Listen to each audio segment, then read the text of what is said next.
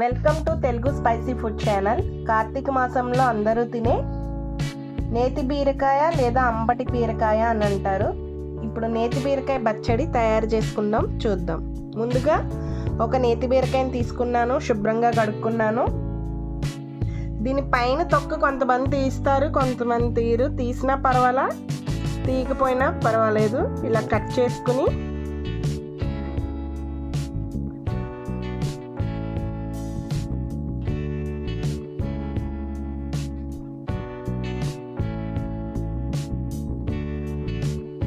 కొంచెం పైన అక్కడక్కడ నల్లగా ఉందిగా, అందుకని ఇలా తీస్తున్నాను. ఇప్పుడు ఇలా నేతి బీరకాయని ముక్కలుగా కట్ చేసుకుని పక్కన పెట్టుకుని ఇప్పుడు ప్రాసెస్ చూద్దాం.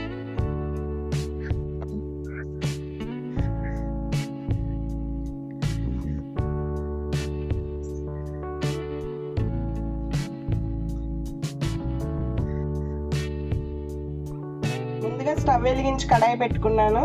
ఈ గరిటతో ఒక గరిట ఆయిల్ వేసుకున్నాను. ఓ 10 పచ్చిమిరపకాయలు కట్ చేసుకుని నూనెలో వేసుకున్నాను.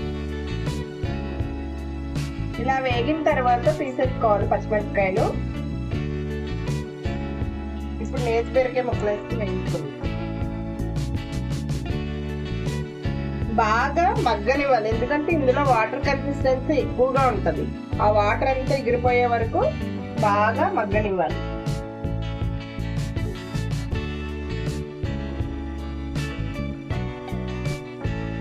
ఇలా కొంచెం బీరకాయ నేతి బీరకాయ మగ్గాక కొంచెం సాయిపప్పు కన్నా నల్ల మినపప్పు వెరీ టేస్ట్గా ఉంటుంది. అది నా దగ్గర లేదు కాబట్టి ఇది కొంచెం వేస్తున్నాను. ఒక 1/4 టీ స్పూన్ జీలకర్ర, చిటికెడు పసుపు,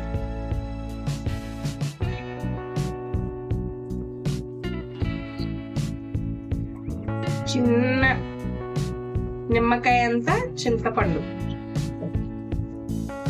బాగా మగ్గిపోయింది. ఇప్పుడు నేతి బీరకాయ చల్లారే వరకు పక్కన పెట్టుకుని మిక్సీలో కాలితే మిక్సీలో, రోట్లో కాలితే రోట్లో పచ్చడి తయారు.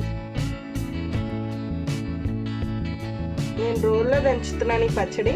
ముందుగా 4 వెల్లుల్లిపాయ రబ్బలు తీసుకున్నాను. కార్తీక మాసంలో కొంతమంది వెల్లుల్లిపాయలు తినని వాళ్ళు స్కిప్ చేయొచ్చు. పచ్చిమిరపకాయలు,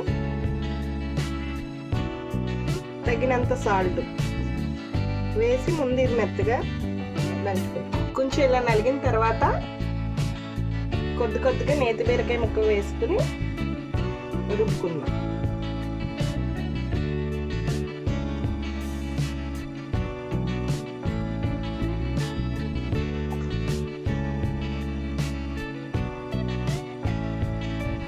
ఇలా కచ్చాబిచ్చాగానే పచ్చడి రుబ్బుకుంటే టేస్ట్గా ఉంటుంది. ఇప్పుడు ఇలా కచ్చాబిచ్చా నలిగింది కదా, ఇప్పుడు తీసేసుకుని తాలింపు వేసుకుందాం. తిరగమాతకి 2 ఎండుమిరపకాయలు, 1/4 టీ స్పూన్ జీలకర్ర, చిటికెడు ఆవాలు,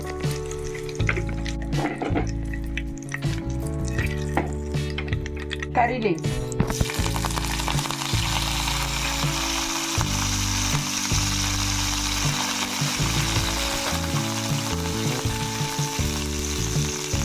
పచ్చడిలో కొద్దిగా చల్లారాకు వేసుకుందాం.